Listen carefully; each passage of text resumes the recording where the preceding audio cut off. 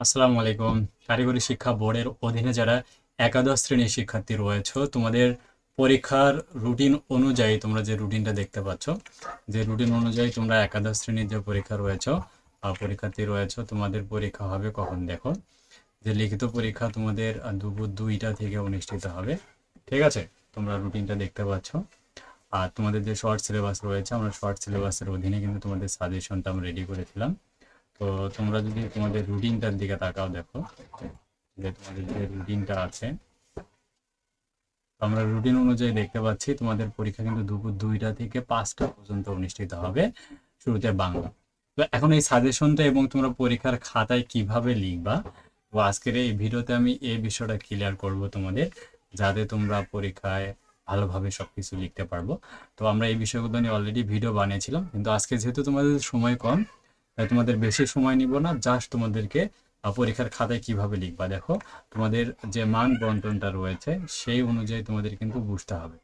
So মান বন্টন অনুযায়ী দেখো তোমাদের যেটা থাকবে, তোমাদের কিন্তু 60 মার্কের উত্তর করতে হবে। আমরা যদি একটু মডেল টেস্ট প্রশ্ন দেখি, দেখো এটা হচ্ছে একটা নমুনা প্রশ্ন তোমাদেরকে আমরা দিয়েছিলাম।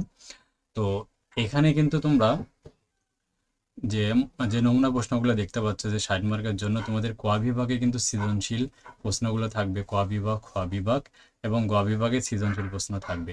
এই সৃজনশীল প্রশ্নগুলো মূলত তোমাদের কিন্তু থাকবে যে গদ্য, পদ্য, উপন্যাস, এখান থেকে কিন্তু তোমাদের লিখতে হবে 7টা সৃজনশীল। মনে রাখতে হবে এই সৃজনশীলগুলোতে কিন্তু মার্ক মাত্র কিন্তু 5 মার্ক করে। প্রতিটা সৃজনশীল প্রশ্নের জন্য মার্ক কত বরাদ্দ রয়েছে? মাত্র 5 মার্ক। ঠিক আছে, ক নম্বরের জন্য 0.5, খ নম্বরের জন্য 1, গ নম্বরের জন্য 1.5 এবং ঘ নম্বরের জন্য 2। তো এই কারণে তোমরা এই উত্তরগুলো বেশি বড় করে পরীক্ষায় লিখবা না। তা না হলে তুমি কিন্তু এই যে সময় তোমার 3 ঘন্টার সময় দেওয়া রয়েছে, এই 3 ঘন্টায় তুমি কিন্তু সমস্ত উত্তরগুলো করতে পারবা না। ঠিক আছে, আর এখানে যে ব্যাকরণ পাঠটা তোমাদের রয়েছে, তো এই ব্যাকরণ অংশে 7টা প্রশ্ন থেকে 5টার উত্তর করতে হবে। এখানে কিন্তু 15 মার্ক রয়েছে। এই প্রশ্নগুলো তোমরা কিন্তু আমাদের সাজেশন থেকে সরাসরি কমন পাবে। ঠিক আছে, তাই এখানে অবশ্যই তোমাদের কিন্তু মিসিং করা যাবে না।